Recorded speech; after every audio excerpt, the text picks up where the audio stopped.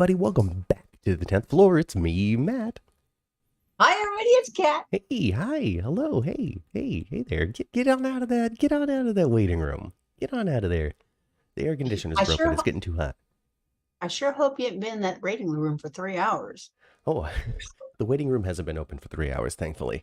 But I mean, follow us on Twitter if you're not at 10th Floor GH for all the updates, and you'll be apprised of these special times that we come on sometimes. So hey, if you're there, if you're able to join us, I'm so happy that you're here. Hi.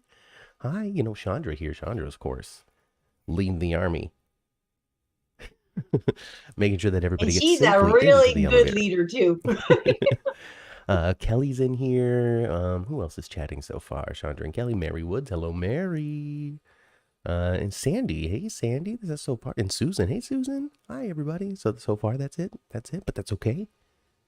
It's a special time. Yes. There's still so much to talk about General Hospital this week, too. I mean, Curtis can't feel his legs. I know. Heather. Well, we saw that writing on the wall there. Well, of course. Heather shows up. Cyrus shows up in a big Pittonville visit episode. Drew is there. Carly is there. Goodness gracious. Sasha has stabbed people with a lime cutting knife from the bar. A party knife. A party knife. Party knife. Hey, Jacarius. See? I just said Jacarius. There he is. Hi, Jacarius. I just said Jacarius. I just said like 2 minutes ago. Where's Jacarius? Well, he's here. Hey, buddy.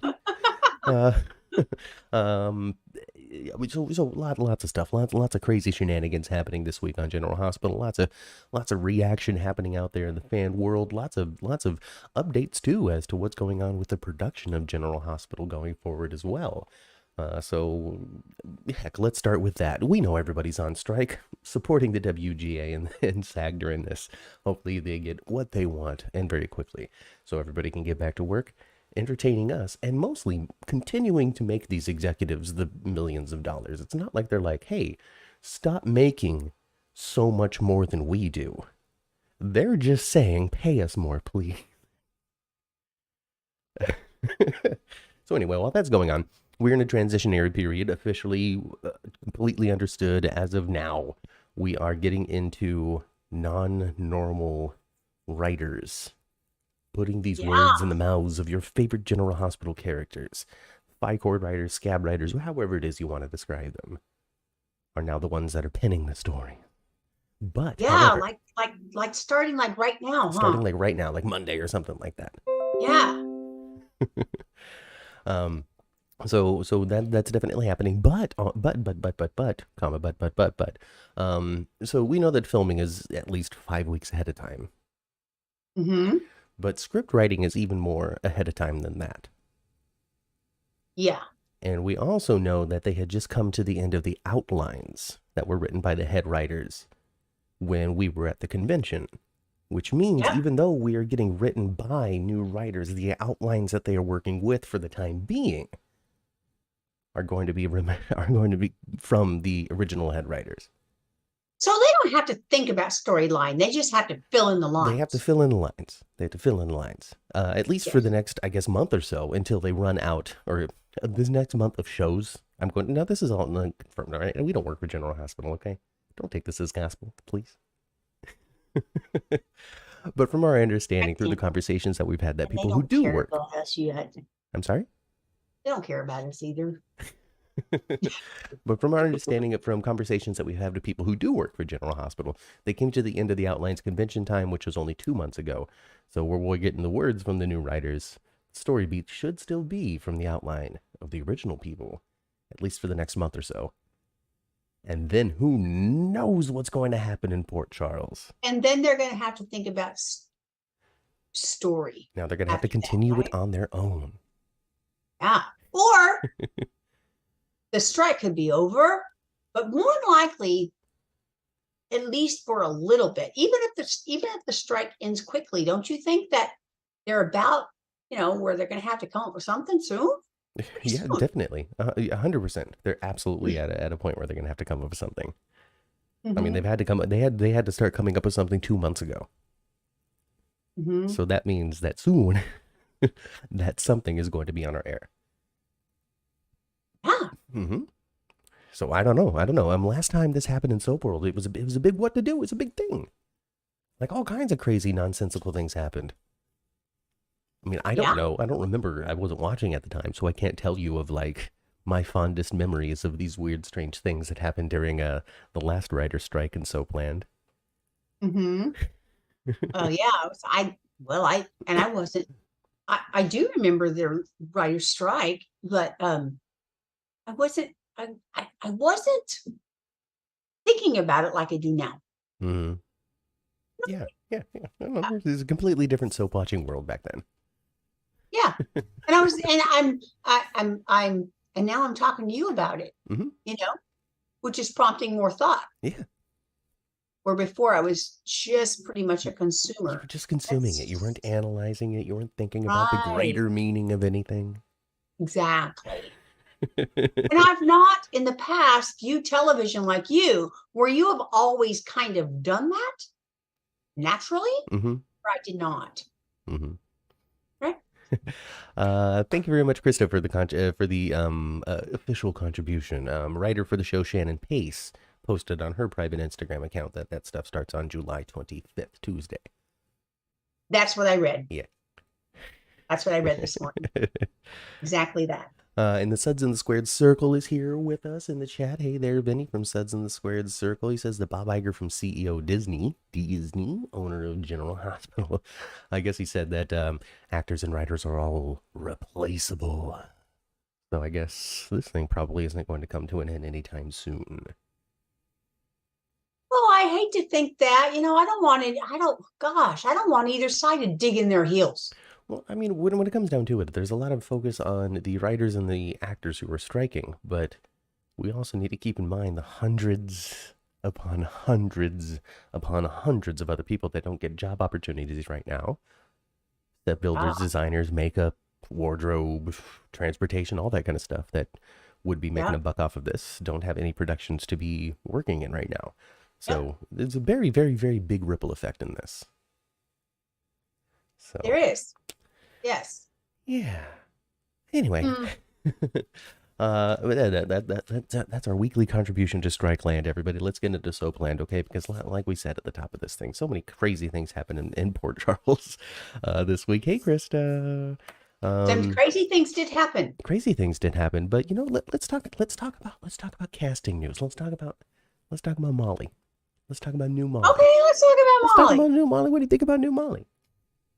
I thought new Molly was fine. You thought new Molly? I liked new Molly more than previous Molly. What was her name? Sunday, right? Holiday. Kriegel. Okay, yeah, I liked brand new Molly more than the other one. Mm-hmm. And I thought that her first scenes were kind of meaty, because she had to get upset. Yeah. She had to walk onto that set and be like, okay, all right, from my understanding, my sister, and then this is how I feel about it. Okay, and this is my biggie yelling at her scene. Okay, here we go. Yeah. And as far as how she looks, I mean, I've heard some rumblings like she looks too old. No, she doesn't. Ollie and Christina aren't that far apart in age. No. And we're going to get into it because the cover art that I used for today's episode is the new Davis sisters. We're going to explain it through soap logic. Because of there's big Twitter reaction. We'll just call it Twitter reaction because Twitter reaction is very different than Facebook reaction, which is different than Reddit reaction, which is different than the reaction of people who don't participate in any platform whatsoever.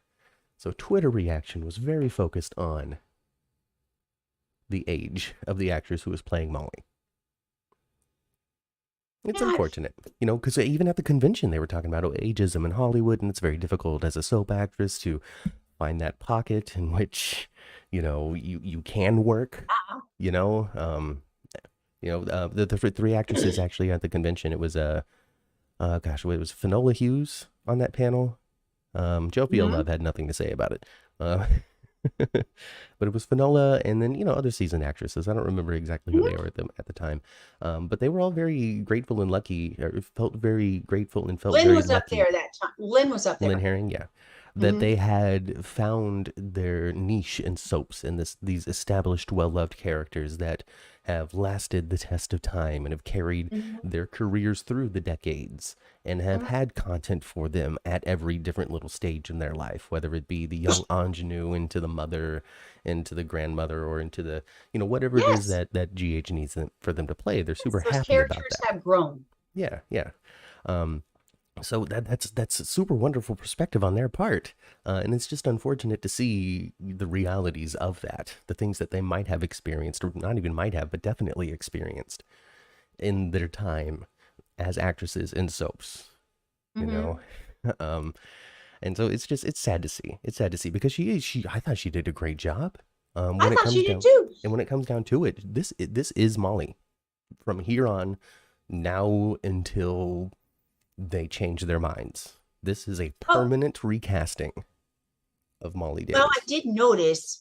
I did notice when they announced it because they did that whole, the roll by of Molly blah blah blah will be played by. They did that, Mm-hmm. and they did say temporarily pay They playback, didn't. They and they didn't. did say that the This last is a time. permanent recasting of Molly that has been confirmed.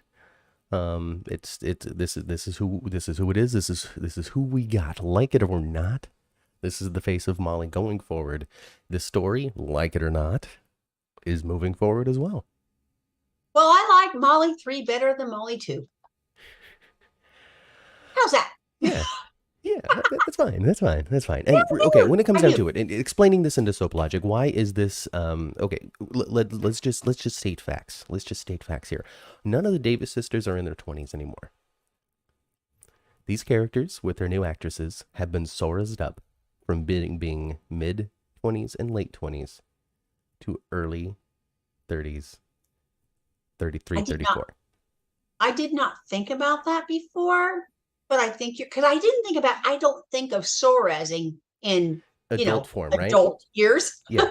But I think, now that you mentioned that, I agree with you. I So do think I think they've that they made a sourced them purposeful from. effort in casting both actors. Both actors that they cast are present an older demeanor than the previous actors. Oh, I agree. Christina, There's yes, and the more young lady playing adult. Christina as well. There's more maturity, quote unquote. I don't even know the right word to ascribe to it, but there's more maturity. There's more adultness in. It's less. I don't know what to say without being mean. You know what I mean? Yeah. And I think that that's important for the topic that they're trying to cover with this, when it Mhm. comes to having more maturity in maybe some of your acting choices, uh, Yeah. approaching And something now, sensitive. and I have to say, I have to give Kelly some props. Okay, she kind of did this seamlessly. I feel like, Seriously, yeah, yeah. Kelly Monaco has done this seamlessly. With the switch of their sisters, and I Hmm. don't think Nancy's done a bad job either. No, not at all. Not at all. Not at all. I have no idea what their opinions are behind the scenes as to the choices that were made when it comes to the casting. Now, one of them was purposeful. They chose to go in a different direction when it came to Christina. The Yeah, other one was circumstance. it It was, and was it's not their just intention. unfortunate. It's unfortunate that they happened at the same time. It Hmm. really is. It is. It is. It is. I mean, Because I do think they were going to leave Haley alone. yeah, I think that she was meant to play throughout this, and it's Yeah. it's a lost opportunity for her, but maybe a lesson out there for people who are watching on the sidelines too, when it comes to just designated drivers making good choices out there, because you have no idea what good night is going to turn into a bad night, which snowballs into something that you never expected for your life. Yeah, but I agree with you 100%. And I hope people are a little more, thoughtful of and maybe making a pre-plan. But when you've had a couple too many, well, a lot of times you think you're like made out of steel and you don't have any, you know what I mean? Mm-hmm. If you don't make that pre-plan Mm-hmm. of how you're going to end your night until you're, you know, wasted. Yeah. Yeah, the pre-plan has to be an actual pre-plan, Yeah. Yeah. Yeah. For and then sure. you'll be fine. Yeah. So But you make don't want to go plans. out and party like that every night either, Call an though. Uber. That's part of the reason why those rideshare apps were developed. Make it easier to get home. Don't have to wait on a And cab. and nowadays too, I believe that if you're in a bar or something, if you're too inebriated, they'll call Uber for you. Yeah. Just You know? Just make them. But there's a lot of positive reaction in our chat over Kate Mancy specifically, who's taken over the role of Christina. Kate Mancy is camouflage, says Melissa. She blends right into a scene. And that's true. I've really accepted Kate as Christina at this point. It was very quick for me. I'm kind of looking forward to like a longer scene between her and Sonny. Mm-hmm. Mm-hmm. And this was the scene that She Sonny and was Sonny are talking pretty about at the tight. convention, because clearly at this point they're airing what they were filming when we were down there. Because he was at the convention, he said, "I just did a scene with her. I tucked myself downstairs, and I said, don't be mean." Yes, he did. but he actually said a mean. Mean started with a D. Don't be an ick. Uh-huh. Is what he told himself. And he went upstairs and he did that scene. I thought it was a nice little scene between the two of them. I really think, yeah. So it establishes the maturity, the adult nature. The characters are older. When it comes down to it, Sam's is nearly 50. Michael is 38. I mean, I don't know how old Chad Duell is, but Michael's 38. Okay, he's pushing 40. Well, I tell you what, you can have a kid turn 40 and it sneaks up on you. I should know. And then when it comes down to it, when it comes to Molly is an ADA now, and that's not something that people usually achieve by the age of 25. The number of ADAs out there in the United States that are the age of 25 is less than 5%. I looked up the statistic. You did? To reinforce my argument that these characters are older now. I agree with you. I didn't think about that before, but now that you brought it up and I think about scenes, yes. And it kind of like, and at the same time, compared to other scenes with the three Davises girls together, it's, there is a level of less girl and more woman. Mm-hmm. Yeah. So I'm totally sold. And then also on that nature, just the final fact for everybody here. I want everybody to sink this in, because this is the most essential part of soap logic that I'm about to paint when it comes to accepting new Molly and the age up of the Davis sisters, because there's been resistance. Cameron Webber was born before Molly.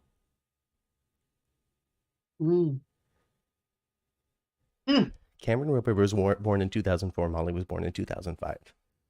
Molly is a college graduate, an ADA, through law school, passed the bar, has experience, all kinds of nonsense. While Cameron Webber is a sophomore in college. Yeah. I rest my case. You just have to go with it, huh? So, and did you know when was Jocelyn born? Oh, I don't know when Jocelyn was born. I don't know when Jocelyn was born. But I learned yesterday on the Days of Our Lives podcast that I did yesterday with Angela. Did yesterday here on the channel. Explore the channel. Go find it. Days for Dummies. They have this couple on Days of Our Lives, Kristen and Brady. They have a baby together. Kristen, she's a soap actress. She's ageless. I have no idea how old this character is supposed to be, right? And then they have Brady, who he's looking like maybe like a 38 to 41 type of range. These characters have a child together. She's like 8. She's like what? The child is like 8. Okay. I saw a flashback photo of these characters, Brady and Kristen, the parents of this child, in like 1992 or something like that. Where Kristen, same ageless. Is this the couple that has Rachel? Yes. Okay. Okay, I'm catching up. Same ageless, late 20s, something, or maybe, I don't know how old you're supposed to be, Kristen, with a 5-year-old Brady. Okay. Do you remember? So, yeah, that's crazy. Right? Soars, folks. Soars. Do you remember? Now, what was that actress's? Who was that? What was the character, the woman? There's Kristen? Brady and there's Kristen? Okay. Do you remember her on All My Children? There was a Kristen on All My Children. Oh, do you remember that actress? Oh no, I don't. She'd had a look that I can't place because I have recognized her. I'm like, who is this person? She's not that. She's not this person. She's not the person. Who is she? So I guess I must have recognized her from All My Children then. She was a kook on All My Children. She was a who? Kooky. A kook? She's kooky. Well, All My Children only did kooky. Yeah. I watched Days of Our Lives. I watched Monday, Tuesday, Wednesday. Oh, okay. I did. So you saw the whole gun situation. Yeah. Yeah. Ooh, scary stuff. Anyway, that's another show. That's for days. That's for That's for another go show. watch that one. And Ma and will join us every once in a while too, talking about Days of Our Lives. Anyway. It did fit Molly's character to be an overachiever at a young age, so being a DA didn't bother me, says Krista. You know, when it comes down to it, we approach the soaps the way that we approach the soaps, and we feel how we feel how we feel. There's nothing wrong with that take, but that's just not the take the show took. Yeah. Yeah. And Molly, but historically, you're right, though. Molly has always been an overachiever and really, really smart and good at pretty much everything she did. Mm-hmm. Pretty much. Okay. Regardless, the character is 29, 30 now. Yeah. Christina she is 33, 34. Yeah, she is. and yeah. Yeah, and Sam's 39 or 38 or 40. Yes. Yes, she is. If I don't not, think of if her not as even almost more. 50 like you do. Kelly Monaco herself is nearly 50. That's why I said that. You know, I mean, if we're going to judge these characters by the real actors' ages, then that's what I'm going with.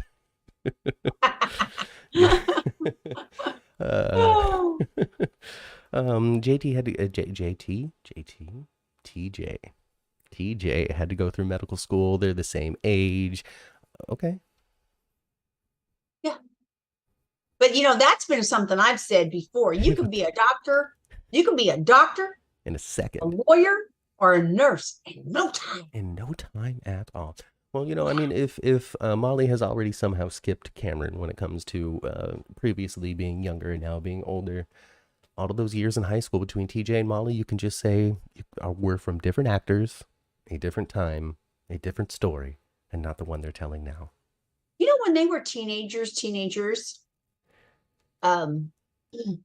the two of them, the most of their scenes were in Kelly's. Uh-huh. TJ behind the counter with Sean, and Molly coming in to, you know, complain about the newest thing. But they didn't really like, they didn't push romance with TJ and Molly when they were teenagers at all. They've just always been together. They just always like been Corey and Topanga. Yeah. Big news when it comes to Kelly. Soap Opera Digest has announced that coming soon, Carly is going to be taking over Kelly's as the owner. Not because Bobby has passed away, but because Carly needs something to do, so Bobby's given Kelly's to her. This was a plot beat that was written before Jackie Zeman's passing. Really? Yes. Well, that's kind of awesome. Well, I saw a preview on Friday about and Carly is telling Jocelyn about some kind of something they've acquired. Yeah, it's Kelly. So it's Kelly's. It's Kelly. So Carly is now going to be running Kelly's. I guess is going to be the next future plot plan for her. Oh, I want Carly. I love it, and that, you know what? I would love it too if it took her down a notch or two too. You know, a little humbleness. I would love that. So for them to write Carly with a little bit of, hey, you know what? I'm not as great. I'm not, you know, I'm not. I can fall like anybody else. So hey, Willie. I like that. I want her behind the counter, like hitting the bell to tell the waitress orders up. She's gonna have to. I mean, she's gonna have to work. She's gonna have to take orders. She's gonna have to be behind the counter, work the register, pour the coffee. Kelly's isn't somewhere where you sit in the corner and is like, oh, I'm going to deal with the high end business. Oh, the catering truck has been late today. How are we going to I mean, not unless that's what they're going to do to Kelly's and turn it into some sort of like Metro Court Junior. You leave Kelly's alone. Well, hey, so what did you think? Oh, that's a different storyline. Never mind. Well, we can continue talking about Kelly's because people are afraid. They're afraid that they're going to be changing that set. They're afraid that Carly's going to get her hands on it. But you know what, Ma? You know, we went to that convention. I don't know if anybody out there knows that we went to the General Hospital convention because we don't ever talk about it. But we on that set tour, lucky enough to see Kelly's there. And something that MK Weir talked about was how old the set is and how pretty much proud that they are that it's still in rotation. It's safe, in my opinion. I don't think that they're going to be doing anything to the set of Kelly's. The set of Kelly's, you guys, is really well built. There's nothing foam of that thing, okay? There's no painted foam in that set. No. No, that's real wood. Yeah. That is a real expensive set from many years ago. It was built and designed to last like things in the 60s were built and designed to do. Or 70s. I don't remember when Kelly showed up. Well, she said that. I remember what she said. We're like 123 or something. Yeah. Like all of the current sets are in like the thousands when it comes to the set number. Yes. And this one is in the low hundreds. Yes. So it is the oldest set that they still have. Now, I could see them doing something ridiculous like this, though, because it is a soap opera. Yeah. So she changes things, and everybody hates it. Mm-hmm. And she changes it back. Maybe. I mean, that might be interesting. That might be really interesting, actually, because then people could have a fit, and then they can feel vindicated, even though it was the plan the whole time. Hey, Leanne, welcome to the show, Leanne. Leanne's here, Mama. Hey, Leanne. So does that mean they are not changing Kelly's? In my opinion, no. I don't think that they're going to be changing Kelly's. Again, as always, when it comes to the 10th floor, don't take this as any sort of official statement from the show or anything. We don't work for them. But from conversations that we had with people who do work for the show. Sometimes we're full of beans. Sometimes we're close, and sometimes we're just like totally we declared that Danny was dead a year ago. Okay, we thought he was blown up by Cyrus Renault. This was going to be the big thing, the big wrench between Jason and Sam. The thing that was going to make them never be able to reconcile because their only boy, was killed because Jason was targeted. That didn't happen. Nothing like that happened. Nope. Dustin and Dev died instead. Lulu went into a coma. We didn't predict any of that stuff. No. We had no idea any of that was happening. We're like, there should have been Lulu off? Really? They're done with Lulu? Lulu felt like a safe character. Wow. You know, that's what we said. That's what we said. Kelly says she's for anything so long as they don't change the BLT. Well, I could see that would be kind of funny, actually. To have Carly change the menu and raise the prices, but leave it the way it is. Change the menu, raise the prices, and everybody say, "What? This ain't the Metroport. Get off your high horse." They come in, the portions are halved. Everything's a finger sandwich, and they're just like, what? No, Carly, you're missing the point of Kelly's. This isn't the spirit of Kelly's. And then everybody needs to like come in and pray. If somebody breaks in and steals all the furniture, the community has to rally and like give them her lawn furniture. You know, that can be the set change. Maybe Crazy Heather will break out of jail, come into Kelly's, take her by knife point, and say, "Change the menu, put the BLT back on." Listen for this. I heard you made the BLT $8. $8? It's bread, bacon, and lettuce and a tomato. I was at $8. Mayonnaise is expensive now. Did you notice? Eggs, man. Eggs. Oh, boy. Oh, man. It was nice to see Heather this week, though. I love seeing Heather. Crazy, crazy Heather. Just showing up randomly, surprisingly. I didn't expect to see her. I didn't know that was happening.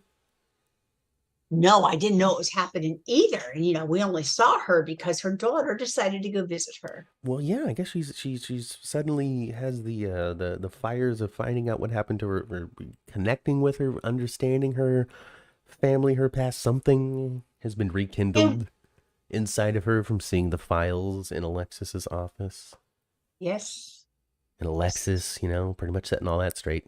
Listen here, Missy. Yep. Listen. We're not the same, okay? Right.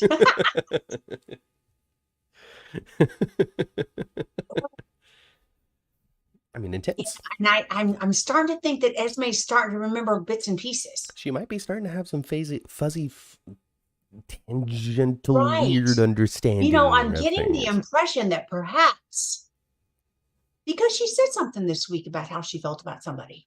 It was her parents. Yeah. Yeah, she was talking to Heather, and Heather was like, "Your parents were just like, well, they were cold and distant." And the way she said it sounded like she remembered them being cold and distant. But then Heather was like, "Oh, because Spencer told you," and Esme was like, "Yeah."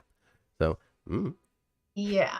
So I'm starting to feel like perhaps Esme will get her memory back in little bites.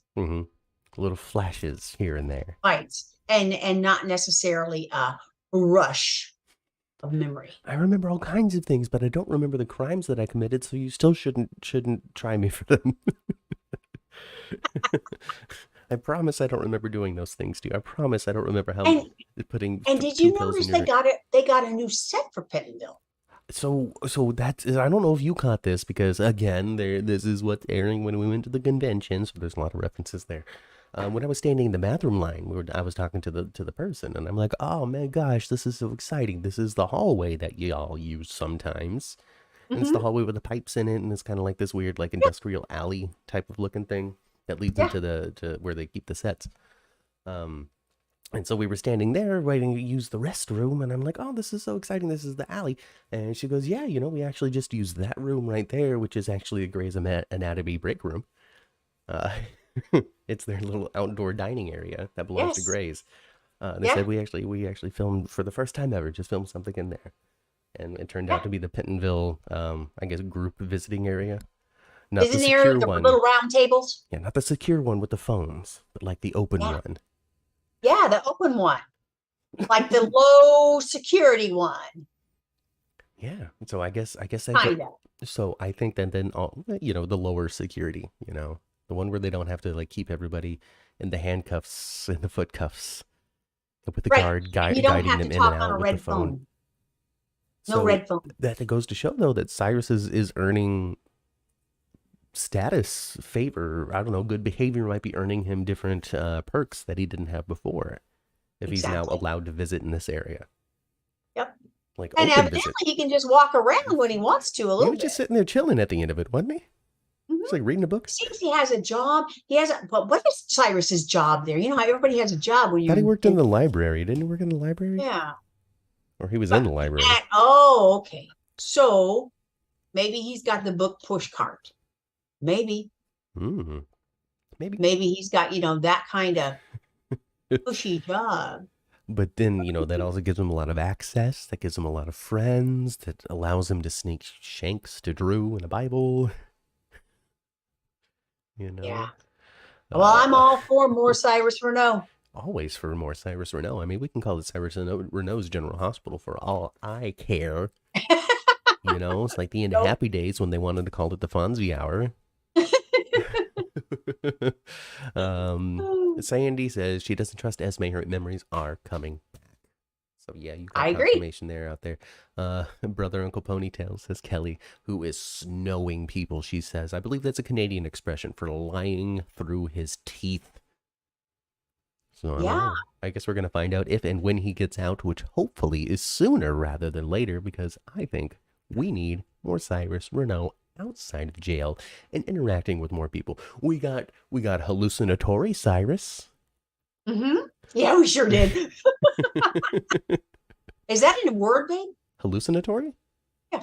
I hope so.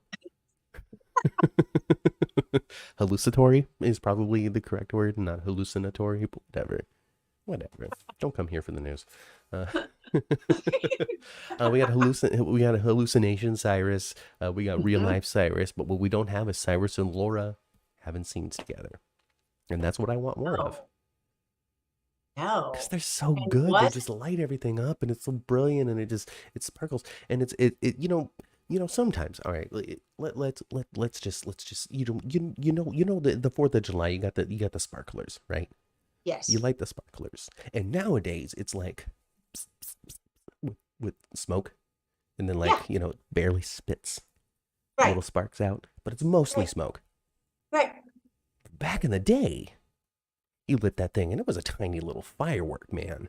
It Like, sure was. it was super awesome. When it was on the middle stick, right? Yeah, you know, and it was just like a perfect ball of just amazing awesomeness and Uh-huh. and that's what we get with Cyrus and Laura is traditional 4th of July sparkler from, like the bicentennial 4th of July celebrations, like It's it's 1976. 1976.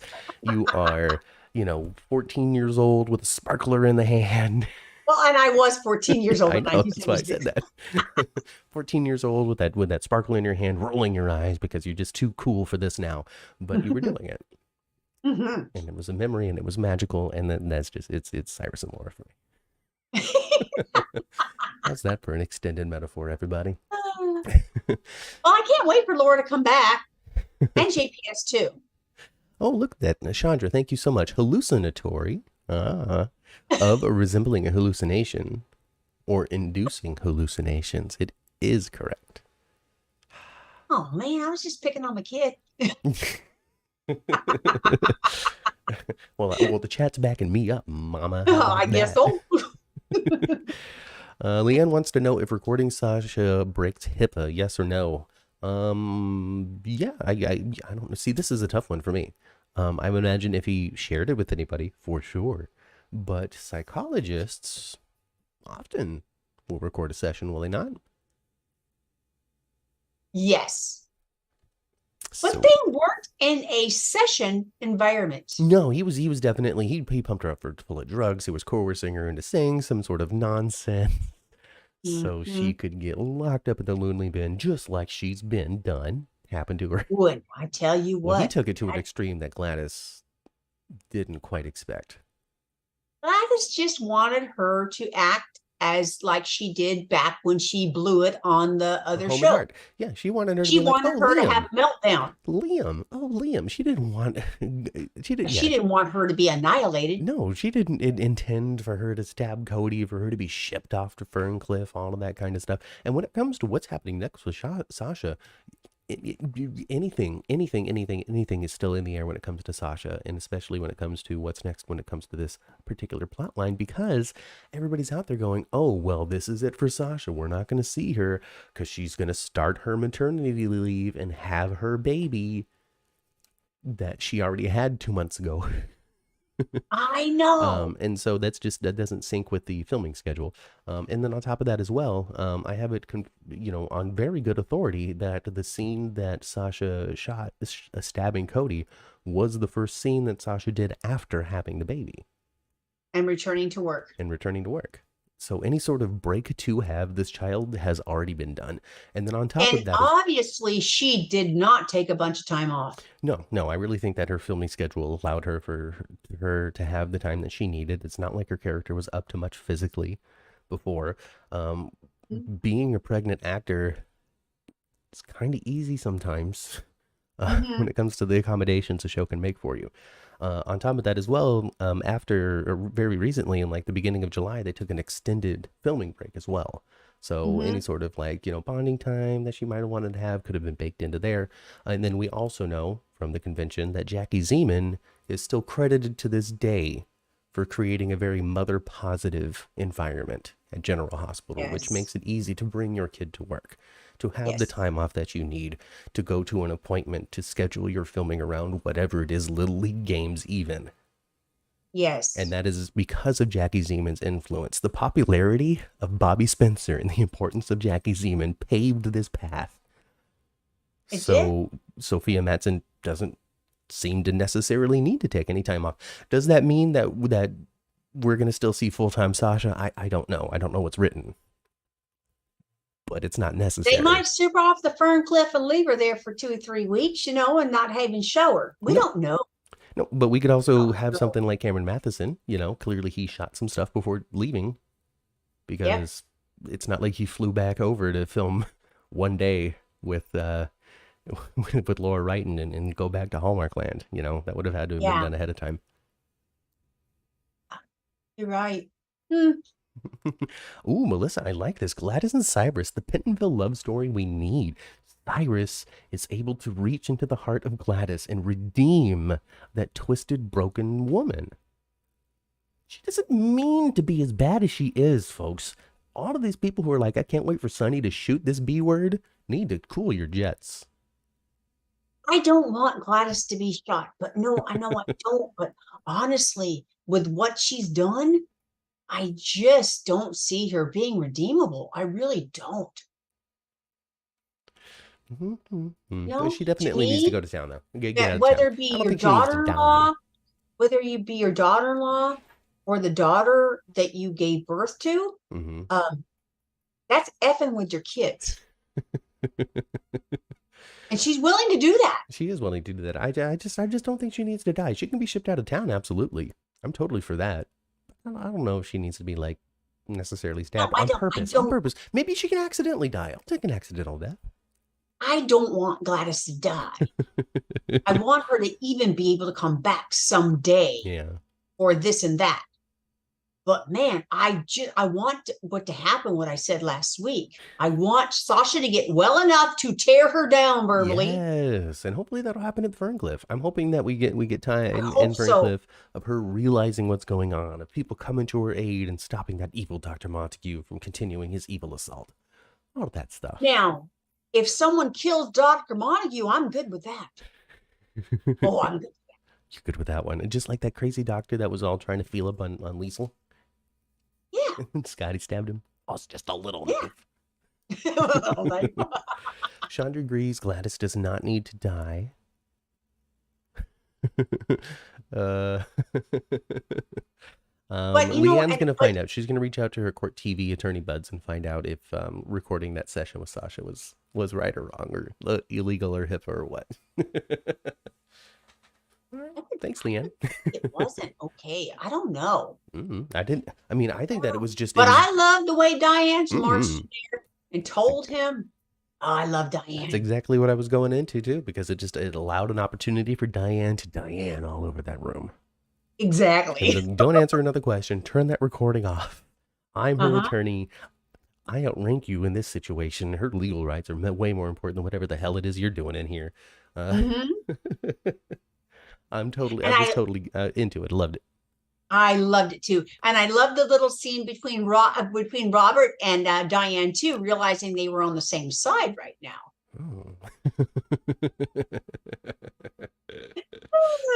Getting to the truth of the matter. Killer Miller is what he calls her, as if she's a boxer.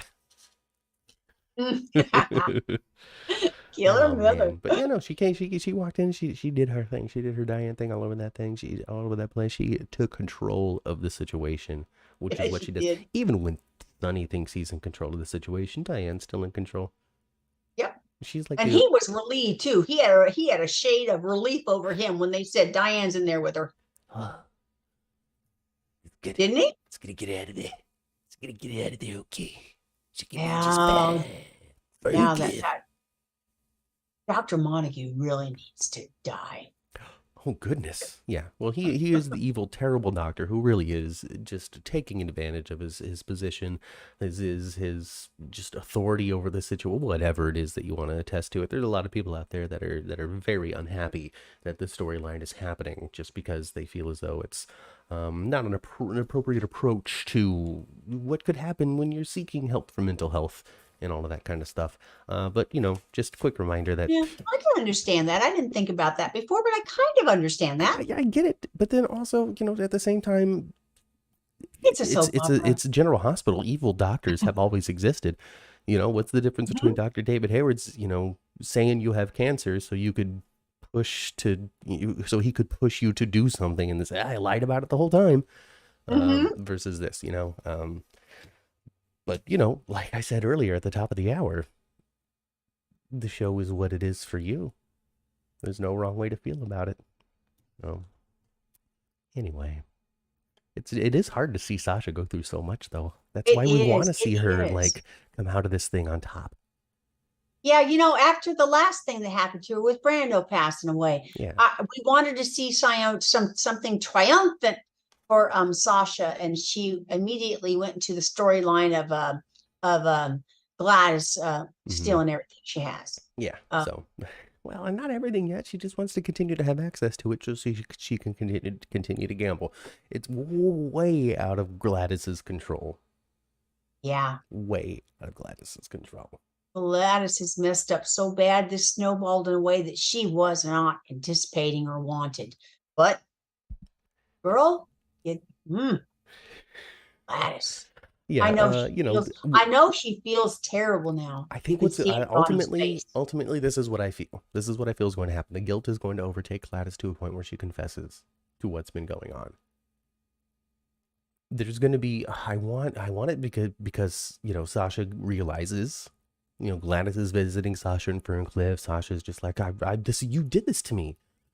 This is the only answer is you did this to me, and to have that tear down that you want, and for that to lead into Gladys leaving Ferncliff and being like, I can't continue to do this.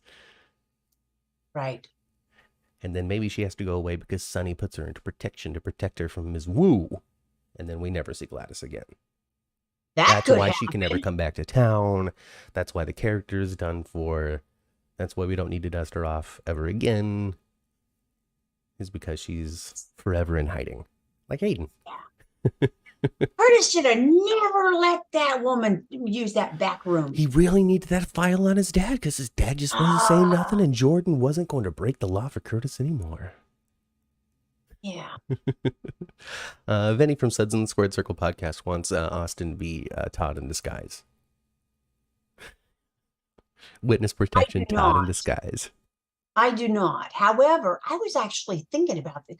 I watched Friday's show today for the first time, not watching it a second time, but watching it for the first time because I've been so busy.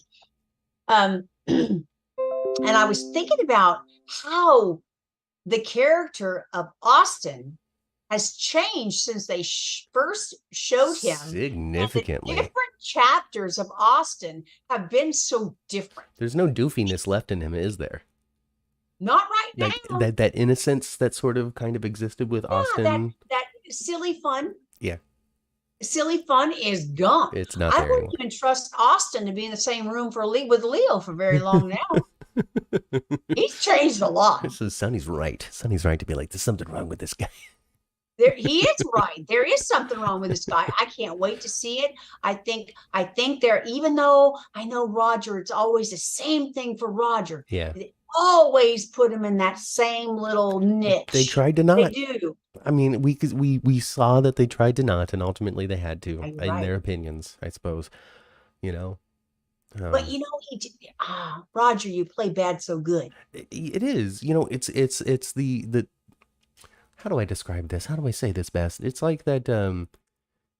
It's like that shine.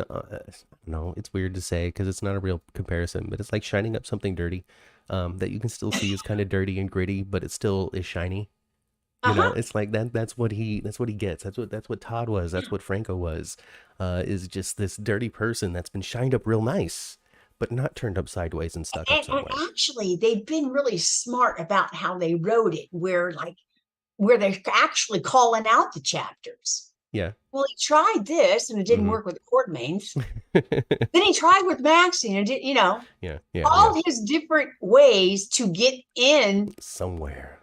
Get in to, you know, everything of Port Charles, trying to be part of the elite of Port Charles. Trying to get into this cast somewhere. Yeah. And be good. Hasn't really worked, and they actually wrote that into the story. And I think we were onto something. Austin is involved. Okay. He is. He is involved. 100%. 100%. And I think you might be onto something with him being his own boss a little bit. Boom. It's like I wrote it. All right, General Hospital, reach out to me. All right, Frank Valentini, I know you're watching. I'm ready, okay? I live nearby. I'm not that far. And even then, the writers that write for your show right now don't even live in the state. They don't even live in the state. There's no writer's room at Prospect Park. If I wanted to be at set, it would be awkward and weird. Could you imagine? And I'm just being goofball mom, okay? Can you imagine, though, how inspired you would be if you could go down there and sit in the writer's room? So what I would prefer. When I was doing and plays... not do it remotely. Yeah, when I was doing plays back in high school, and a little bit beyond, I did, I would go to every rehearsal. Even if I wasn't required. because it was good. It was a good time. It was fun. It helped when it came to the relationships that I had with the cast and the overall understanding of everything that I was doing in this play too, because I understood the story that was being told in my part of it because I was there, watching it grow and develop and understanding it along with the rest of the cast. So, I mean, I would prefer to do something like that, but if they're going to be like, lock the door, you're not allowed in here, it's a closed set, then of course I wouldn't push myself in. I would just become a director.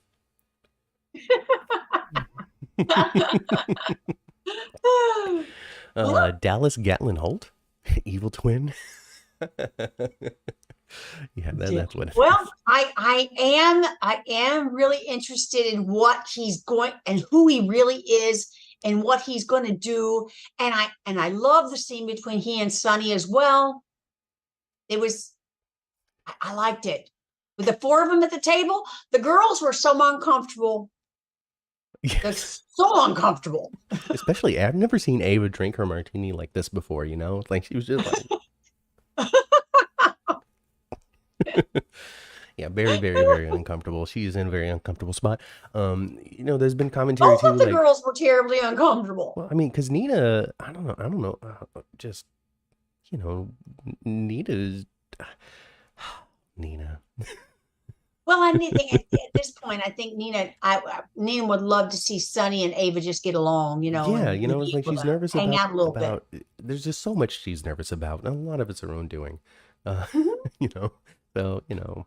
But yeah, Ava drinking all funky weird. Definitely very uncomfortable by the situation. Other people have said, well, I don't understand why she hasn't like dealt with Mason, like she's dealt with people in the past and stuff. And it's, you know, because of the effects of his threats, I think. I think so too. I think she's scared for her daughter. How many times have people come after Avery at this point now too? You know? Yeah. That'd be enough to scare her. It's been like 3 or 4 times that her enemies have been like, here's a bear. Yeah, well, and that's a Corinthos kid. That's a kid. That's Sonny's kids. That happens to all his kids. All the time. Michael numerous times. Christina numerous times. Happens to them. Only one maybe that has kind of escaped it a little bit is Dante, because nobody knew Sonny was his daddy at the time when he was little. But I mean, he also was locked away in Hungary or something, or Turkey or wherever it was, and came back with terrible PTSD and had to go live with the WSB. So, you know, stuff happened. Hey, Jeannie. Jeannie's late. What's your excuse, Jeannie? Because we're late too. Probably. Oh, probably.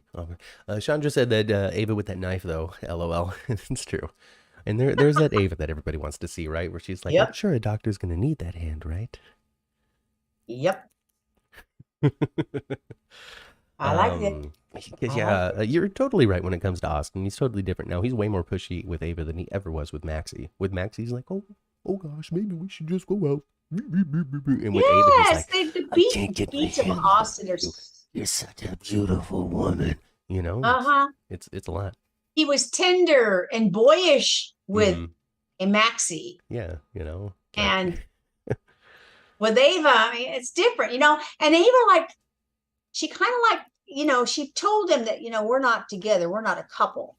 We're not lovers. We're not a couple. Well, that's what we became. But she reminds him of what they did all the time. All the time, yes. I'm only ashamed it didn't happen again. Will Ava and Austin use that knife again with foreplay? Asks Melissa. It's entirely possible. You guys like two Lexus? Just wait. So you see Austin and Ava together. This is something that Roger Howarth and Mara West have been dreaming about doing on screen together for a long time. You know, I think they can be really fun together. Especially if they're going to be devious. Yeah. But I don't want Ava to be hoodwinked at all. No, I want her to realize what's happening and go, I want in. Yeah. Because that's what she does. Yeah. You know? And I want them, you know, wouldn't it be fun, like when Nicholas comes back? Because he's coming back. Oh, eventually. They'll be fun, you know. If Ava and Austin are still circling around each other, that'd be fun to see what they do with that. So Ava and Austin can still be circling around each other, you know, doing bad things with bad criminal masterminds inside Windermere or whatever. Nicholas can come back, and then Nicholas can become that same Nicholas that he used to be. Trying to wrestle the Cassadine fortune away from the evil clutches of somebody else. so the good prince can find his way again.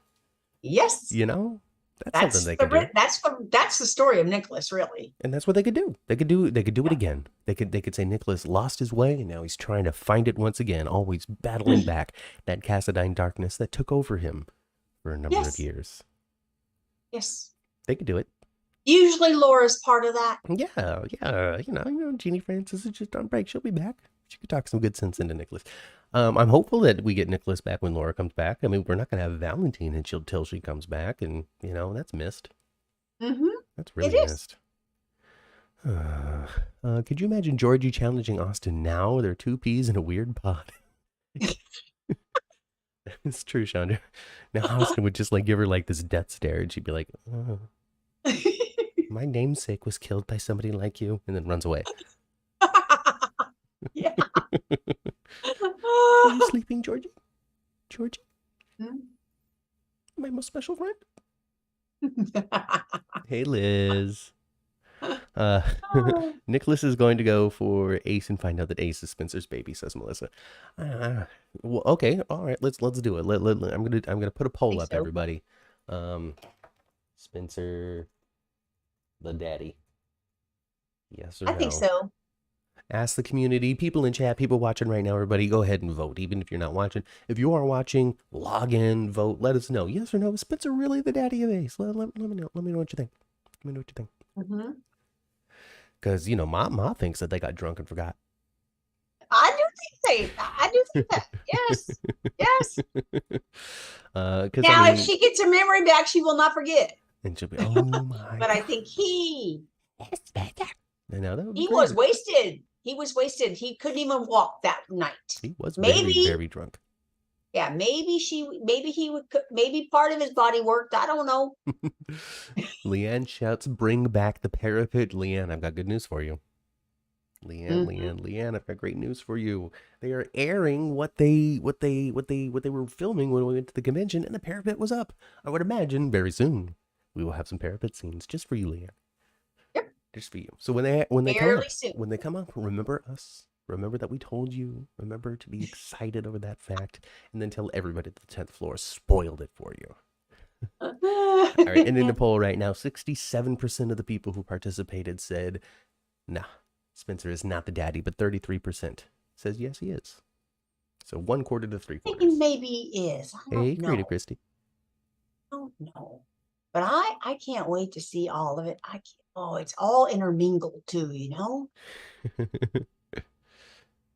The Mason Austin stuff is intermingled with the Nicholas stuff, and it's all wonderfully webbed together in a great devious crime family. And nonsense.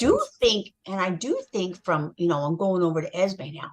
I do think that Esme killed her adoptive parents in some kind of bad seed kind of freaking way. So remind me if I'm wrong, Chad, or even you, Ma, if you remember, but is this like the first time that they mentioned, like, suggested that Esme might have done something to her adoptive parents?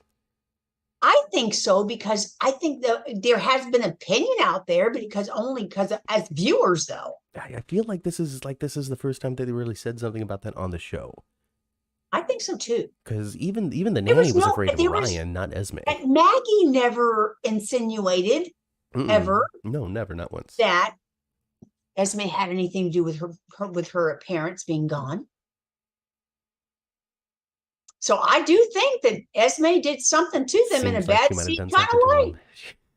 Poisoned them or something. And they son. Do you remember the good son? Yeah. Well, the good son is like, you know, there's a bad seed from the 50s where it's a little girl, and then the good son, kind of the same story. You know, little Frodo Baggins throwing Kevin McAllister off the cliff. Exactly. Oh no. Oh my gosh. What a movie. Anyway. Actually, that movie's good. Macaulay Culkin. He was in American Horror Story a couple of years ago. They bring him into Port Charles. He can, Macaulay Culkin could play like Smoltz's new photographer friend or something, you know. I'm with it. Start writing it. Frank Valentini. Frank, you got some budget? You think you can afford Macaulay Culkin?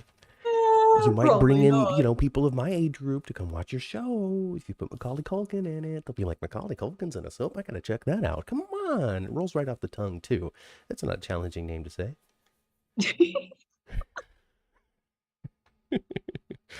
So yeah, Heather suggested that Esme did something to her parents, and of course, clearly she did. And Yes, maybe he did. maybe this is the beginning of the end for Esme. Maybe this is going to be the big revelation that she's been a terrible serial killer this entire time, Yeah. And and now she's she's like, been and now she actually wants to know what happened to her right. And parents. now that we don't have Ryan around, we can only have Esme and Heather hanging out, right, doing these things. Hmm? And can you imagine once Esme fully remembers her previous life or whatever and has to like decide if I'm going to be new Esme or be back to my old ways and come to the realization that she truly is just as crazy as Heather? Well, it, and you know what? Because Heather's been on the show for decades. Esme is Heather crazy from at that age. Oh, You know, okay. Heather's murderous, weird ways have escalated as she's gotten older. But When she before, was 20s, okay, she was just manipulating everybody. okay. You know, And doing doing devious things like giving things. people's pills and such to get her way. Yes, but she wasn't full blown. Like, I'm She going to wasn't. stab you because my BLT is wrong crazy. No, she wasn't that done crazy yet. Right, right. Not guano crazy. No. Oh my gosh, maybe Ryan himself did what? I don't know. I bet Esme did. Oh, killed Esme's parents, adopted Well, parents. it could have been. It could have been. Maybe, maybe. I bet Esme didn't do anything to her parents, but a sibling did, and she saw it and made her crack a little bit and made her susceptible to Ryan's machinations. I don't know, because I like the idea of Esme being nuts because her parents are absolutely bat-s crazy as well. But then we're going to have people going like, well, how come crazy has to crazy, does it have to be a family trait? Yes, it does. In this case, it does have to be a family trait, and I'm here for it. I am too.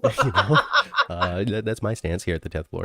I'm all ready for this soap opera to be a soap opera. Yes. So I need Esme like holding Spencer hostage in the tunnels of Windermere while holding baby Ace and being like, "This is what your brother does." Like just being That kind of crazy stuff is yes, delicious. Like back in the day when Dorian put Vicky in a jail cell, and kept her captive. Or when Carly was held captive by Alcazar and all that kind of in the stuff. safe room. I That saw some stuff. stuff about a safe room recently. Yeah. There was That's Carly trapped in a safe room. She couldn't get out. I think this was Tamara Braun as Carly, and she couldn't get out of the safe room. And then finally, it was Elizabeth found the button and then pushed the button, and then the door opened, and Carly's like, "Oh my god, I've been trapped for so long. You don't know." Yeah, that happened. I don't know if you watched it, but that happened. It did. I don't remember that. It did. It happened. It was Tamara Braun. It happened. Sandy says that Esme is pure evil. Heather does a little humor with her crazy. So maybe they're very different. I can't see Heather getting out unless she escapes again. No, she wouldn't. Yeah. Frank Valentini could borrow one life to live history and give Esme DID. Can have a Vicky alter situation. I like it. So maybe we I can like have two that. Esmes that kind of shift back and forth between each other. Yeah, because we talked about that before. We did, and the reason why we know One that they've life, shifted is one because Avery Pohl does that thing with her eyes where she's like, "Rrr, rrr, rrr." That's how we know the I'm good switch Esme is. now. Carly was locked up in Liz's house by Sonny's brother Rick, Molly's dad. Yeah. Shoot, I don't know. He did all kinds of things. He did. And then I guess Nikki killed Victor. Nikki, evil Vicky, Nikki, I guess her name is. Oh, killed Victor Lord over on One Life to Live. She killed her own daddy. Didn't even know it. Oh my god. Yeah. I didn't even know that just reading these names. That's so sad. Oh, it's like Luke Spencer killing his mom. And he was a terrible person, though. He needed to die. Oh. He was fondling her. He was diddling. No Not Yeah. diddlers. Diddling's Yeah, bad. he was a diddlers. That's why He you was a die on diddler, soap operas, and she 'cause you was kind of diddled somebody. she was like blocking that out as well. But the other character knew about it, kind of thing. The other personality knew about it, kind of thing. It Rick was was deep going to steal Morgan from Carly as he was born and give it to Liz. because Liz had lost Rick's baby. We need to do some of that. Do some of that Because stuff on the Liz soap, was you already guys. actually married to Rick. Okay, all right. You know how fun Greenland was? We just need to get back to that sort of adventure, because locking people in safe rooms to steal their baby to give to your girlfriend who lost their baby is prime soap material. What are we doing? What are we doing? Why aren't we doing that? Come on, General Hospital. Let's get with the game here. But instead, this has to be a real. Okay, all right, folks. Real criticism time. We don't do it often here on the 10th floor. Not too much. Not too much, but I would say that the Metro Court pool has gotten far too safe for visitors, far too unsafe for visitors. In the span of 3 weeks, we've had people fall in the pool day after day after day. Like, there's no lifeguard on duty. That's problem number one. Number two, we got towels there for people to trip and bash their head, and need CPR immediately, and then just have a completely different personality afterward. In a span of 24 hours, we have a shooting and a stabbing on that pool, and people are still out there making out and applying sunscreen to each other as if nothing has gone wrong. I know, right? It would be hard for me to believe that it'd be hard for me to believe, and even if they haven't shown it, it'd be hard for me to believe that Sonny don't have a pool at his house. I'm sure he does. It's a big complex, right? Or at least Carly's house is a big complex. But at the Metro Court pool, okay, so it's super dangerous. I understand that they have this set up, and then they have months and months of filming, and they're like, well, let's take advantage of it while it's here. What can we do? What can be exciting? What can we write for this set? I get it. Well, actually, I get it. MK teased about that a little bit, and I poked a stick at that a little bit. We're using this thing for everything. We're using it for everything. She did. And lo and behold, they're using it for everything. Every crime that's going to happen is going to happen in the Metro Court pool. It's a little much for one location, just in my opinion, especially when it comes to like a big public location. When it comes down to it, the number of crimes that have happened at Nina's hotel, with Nina and Olivia having absolutely no reaction to it whatsoever, is a little strange. It is. When it comes to just storytelling perspective. It's like they get, oh my gosh, they act like that place is going to run itself. Come on. And then just like, it should be closed down. It needs to be shut down. There should be 2 criminal investigations happening at the pool at the moment. So yellow tape all over that place, right? Draining the pool. Yeah, you gotta get the blood out. Disinfecting everything. Everything. Bleaching. Just every tile. Every tile out there just needs to be super clean. Like, bleach the green stripes right out of those towels. Both Melissa and Leanne both say it is Shark Week. So, maybe that's next. Maybe somebody's gonna let a shark into the pool. That's gonna be it. Mac's gonna be like, shark, everybody out of the pool. Come on. General Hospital Sharknado? That's weird. Even better. The sharks in the Atlantic are swooped up by a big maelstrom, brought just into Port Charles, because it's there on the ocean. They got the harbor or whatever, right? Yeah. So you don't want to continue fantasizing about Port Charles Sharknado with me? It looks like you're trying to get off of this shot.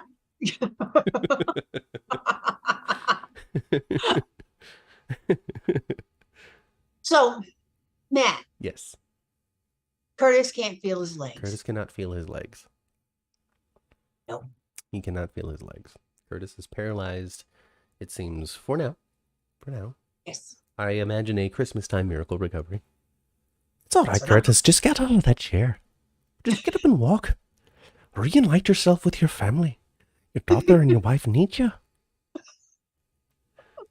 Yeah. That's Father Clarence. Yeah, Father Clarence in my terrible Irish accent. It's just the worst. It's the worst. I hope anybody from Ireland is not offended. Father Cyrus was faking the accent too. It's I'm sure okay. he was. I imagine this is a 1-to-1 comparison to what that guy was bringing. I imagine, God rest his soul, and if not, kudos for sticking with us there. The Metro Court bounce house and padded room. There we go. That's what they can replace it with. Well, I tell you, Melissa they do. They contributions. oh yeah. And I found it weird that Josh wanted to go hang out there. Really, It's just because it's a location. It's because that stuff happens there, and we're not supposed to take it as like, right? you know, these Exactly. things just happen at this location. You know, Mm-hmm. it's Mm-hmm. whatever. It's so plain. You take it for what it is. Yeah, If it for doesn't sure. matter to the people there, then it shouldn't matter to us as the audience because it does. Uh-huh. It's not a part of the story, and I think that's something that's also important to remind ourselves on a regular basis when we're watching soaps is that we're watching a sequence of stories being told one after the other. This really isn't a timeline of somebody's life. This isn't a biography of somebody's biggest wins and losses. This is one story about this person, and then another story about this person, and another story about this person, or another Yep. story that includes this person, and includes this person, and includes this person.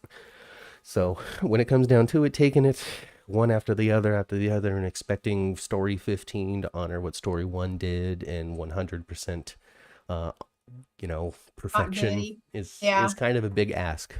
Um, think so. so, and we've had paralysis stories in the past. Sunny, Yeah, we had Sunny in a wheelchair for a bit. somebody losing the ability to walk is a soap trope just as much It as amnesia. is. Oh Twins, my amnesia, gosh, and yes. paralysis. You know, Epiphany was one that Epiphany is who made Sunny walk again. Yeah, Yeah. she just get out of there. Get out. She was his nurse and she was his nurse at his house. Just really good nursing. The power of Yeah. friendship. And then just, you know how Epiphany was. Yeah, I'm not gonna take you being lazy. All right, you need to push yourself. Epiphany was really good at tearing you down and then building you up Yeah. with an element of love in both direction. Oh goodness. Taggart has contacts to the WSB. What is he saying here? If Taggart lost it, started drinking, which he could be the one that shot at Curtis. What? They did show. I didn't Yeah, remember that. yeah. They did show Taggart drinking They the put a little sweet. booze in his coffee or something, right? When he was hanging out with Trina. Yes. I Yes. guess I guess He had a little flask. it doesn't seem like we might be moving forward with the commissioner thing then. Doesn't look like it. And maybe I don't know. I don't know what's going on with Taggart. I don't know what their intention is. But it looks like he might need some. He needs Marshall to talk to him. Is what he needs. He needs Marshall and Stella to sit him down and just be like, "Tell us what's wrong. What's wrong, baby? It's all right. We're gonna get to the end of it. We'll figure it Well, out." I don't. Leanne says yes. That's how Sunny and Epiphany became besties. Is during that time where he was paralyzed. So maybe this is going to be a chance for bonding with other characters, or I don't know. There has been a big highlight of the Ashford family recently. Mhm. And tangentially because of it's one of my favorite words, by the way. Tangentially, it's a good word. It's very applicable. And they also are shining a light on like Molly and TJ, which then also illuminates the Davises in a way. So I really feel like the Ashford Robinson Davis kind of blended extended family sort of Mhm. thing might be really prominently focused in a couple of stories going forward. I feel like that's what we're getting. I like Because that. we got Portia's family filling out. We got Zeke in town. We got Mhm. we still got Selena Wu playing games in the back. That's heating up. Like things are happening in that world. Oh, The definitely. Sasha stuff is Because happening because of the poker things, the stabbing. It's all starting to boil yep. there. And Cody will figure this out fast. Mm-hmm. That Sasha's mental health has been Well, messed with. he already was like, I want to help her, and this is not like how she was just 3 days ago. Right. Yeah. Yeah. Even though he just got stabbed, he's like, I need to get up and help Sasha. I need to help her. Well, I think he just gets it, and He does. she looked crazy at that moment. You could tell she was vacant. She wasn't there. You know what I mean? Yeah. So you did a good job with that. Yeah. I feel like so Curtis is definitely going to have to deal with this medical issue of accepting life, not being able to walk. Um, I don't know. I'm interested in what the chat thinks and what you think too about the immediate family reaction being so hurt and heartbroken over the fact that he can't walk. Like it was very, very emotionally disturbing, Um, you know. And I don't know. I don't know if because he's alive. I know that he can't walk. That's a very major change, but it's like they were to me, and this is just me, Matt mhm. only. Don't take Yeah. this as you or anybody else. But my Mhm. gut wrench to all of that was like, this is as if they had said that he has also only 6 months to live.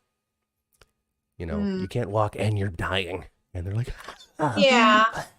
you know, Uh, I don't agree. okay.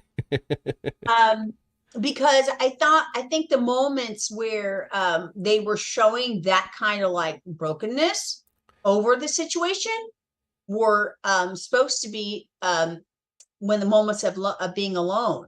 It was. They When were alone. Portia showed that, she was alone. When TJ showed that he was alone, he You got know what? walked That's in true. on, You're right. You're right. but the times where they dealt with, being a doctor and speaking with Curtis, Mm-hmm. they have not, you know, but I think they were just showing us their moments of brokenness because of the situation. You ready, Taj? This could get on your wheel. This could get on your reel if you do it right. Okay, we got one shot.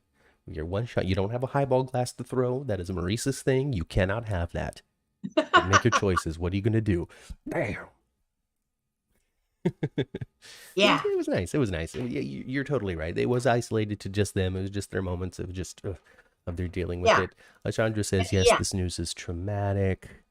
TJ stepping into a room to grieve was powerful, says Leanne. So, Mhm. so good work then from General Hospital Yeah. with this. So I agree. I agree. And I think, when they showed Curtis, I thought of myself. I would have probably done the same thing where he's laying in the bed and he's just squeezing the hell out of his thighs, Like, just like come just on, feel bruising something, himself. Like, feel I'm going to something. make myself feel this, Yeah, you know? yeah. So he's not going to be able to walk until Christmas, maybe even No, longer. probably not. And I wonder if they're going to be going with like one of those like maybe I should have just let myself go situations or what? Because I don't know. He just seemed really, really, really, really sad, like really Mhm. sad.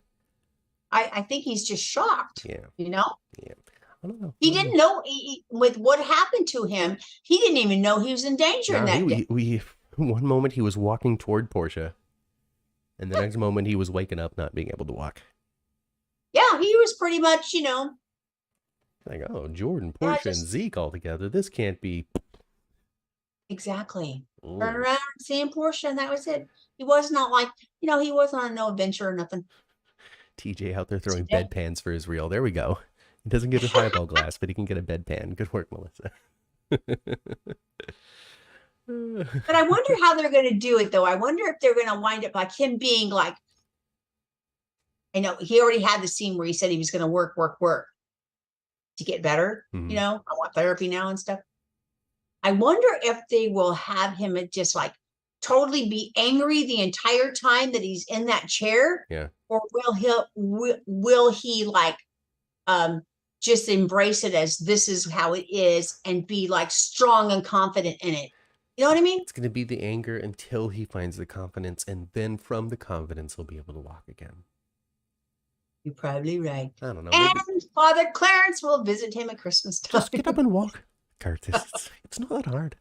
You can do it. I know you can. You've been working hard on it for the last 6 months. I don't know. It'll probably be much longer than Christmas because I'm reminded in the chat now that Curtis and Portia's wedding day was Valentine's Day, right? Yeah. And that was February. It is toward the end of July. And it doesn't seem like it was that long. No, but it's been a long time. It's been a long time. And we're still in the, I don't know, ooh, gosh, I guess they're going to have to live in the same house together. And oh, that's how they're going to come bonding again, is because Yeah. Portia's really going to be there to help him out. Oh, and I think all that I see all the Ashfords doing that. I see all of them just, I don't need your help. I got this. Hat Daddy too. Hat Daddy very much so. I missed all these years, son. I'm not going to miss any more. Now Yeah. that you need me. Marsha will be wonderful for him for this. I believe it. It's And good. so will Stella. Well, then I really hope for some really awesome Ashford stuff then, because Yeah. I think it's been good. I think there's a lot of the show that's been very good. Yeah. It's very different than the rest of Soapland, though. This really, like, I to a degree, I understand why people expect such realism out of General Hospital, because it is the most grounded of the soaps that I've seen. When it just comes to presentation, when it comes to acting choices, when it comes to set design, costumes, lighting, sound, mix, everything, it's just very realistic. It's as much of a realistic depiction of the real world as you're going to get in soap operas. So I understand it to a degree, because you don't expect Days of Our Lives to do anything serious. No. You And don't. I think part of the reason why they're able to pull that off is they've been in that same studio forever. Yeah, a lot of seasoned veterans been working on the show for a long time yeah, too. you know, There's so much attention being put on, like, the showrunner Frank Valentini and the head writers and that sort of stuff when it comes to, like, the decisions that are made and the direction that the show goes and what you get out of it. But what's missing is props guy Matt, who was a 4-year-old running around that set when his dad was doing that job, and having that family legacy given down to him, and the care and the compassion and just the heart for a General Hospital that exists within that one individual, because it literally has been his life. And then you've got M.K. Weir, who has been working with Frank Valentini for like 30, 40 years in Soapland and stuff. So, yeah, there's a lot of passion, a lot of experience, a lot of seasoned veteran experience backstage. There is. It's nice. It's nice to see. It's nice to see. And I really do like to see, I really do like the All My Children references, and Jackson Montgomery being there, and Millicage and Colin, whoever it is, and we don't know who the wife is yet with Martin Gray. Yeah. I find all that stuff good. I think it's a great like a nod to soap history and what they had for ABC for so long. They have a lot of stuff taken off right now. The whole Austin thing taken off. Yeah, they have a lot of stuff taken off right now. The Savoy will have to have ADA access. It's federal law. The Savoy does not currently have ADA access, and we can say that with 100% certainty because we've been to the Savoy. You have to come down those steps. They're going to have to put a ramp in. Oh, goodness gracious. Or they could just have him just being in there, and we're not supposed to notice that. Yeah. He just always is able to come in. But they show people walk down those steps so much. There's a ramp on the other side, is what it is. There you go. They'll figure it out. When it comes down to it, Donnell Turner is so about, making sure that GH does a good job with what they do with Curtis. And who knows? Maybe they'll put all kinds of ramps in the Savoy for him. Yes. There's a secret elevator, says Chandra. And and I think all of the actors, but Donnell was one of the ones that, his portrayal of Curtis is so important to him. Mm-hmm. Absolutely. Absolutely. A lot of what Curtis has going on for him is because of Donnell Turner's influence and urgings and meetings and we shouldn't do this. Let's go in this direction. This is what I think we should do next type of stuff. And to Frank Valentini's credit, he's listened to him every time, it seems. Yeah. Maybe not every time. We don't know what every time is, but no, we don't. He's listened to him on the stuff that you've seen that Curtis does.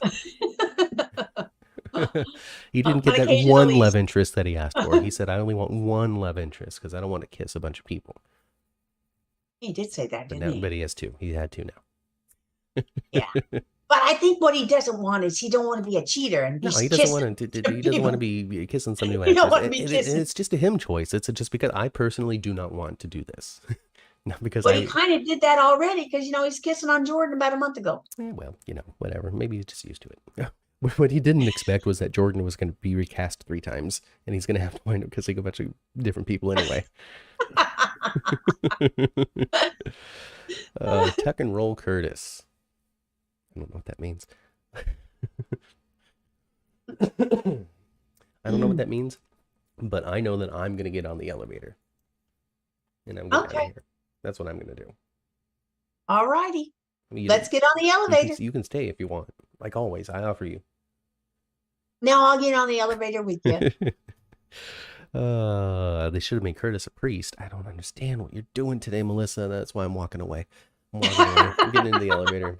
Going back down to the first floor. I'm gonna when I do, I'm gonna get out of the hospital. I'm gonna go into the parking garage. I'm gonna turn my radio to previous episodes of the 10th floor, which you can find on all of your favorite podcasting platforms. If you cannot find it on your favorite podcasting platform, reach out to me on Twitter at 10th floor GH, soon to be rebranded X, I guess.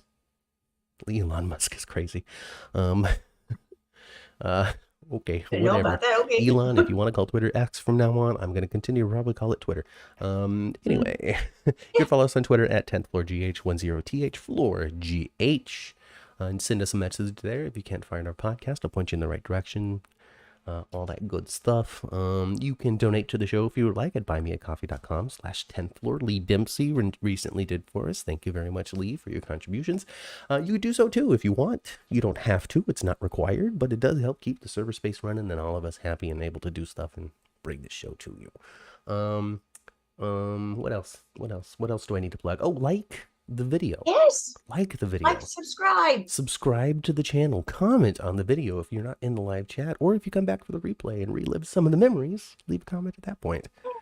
Yes, it helps us, you guys. It helps us so much. It's a little click for you, but it means the world to us. That's what they say here on YouTube. Instagram, we're 10th floor GH on Instagram. We're probably going to continue to do Days of Our Lives podcasts going forward. So keep your eyes out for Days for Dummies as we continue to bring you soap content here on the 10th floor. We're going to have to rebrand before you know it. And that's it. Right? Mm-hmm. That's it. Go spend some time with your families. The All-Stars. I don't know. The 10th floor network. Go spend some time with your families. I've been Matt. I've been Kat. And we'll catch you right here next time on the 10th floor. Goodbye. Bye.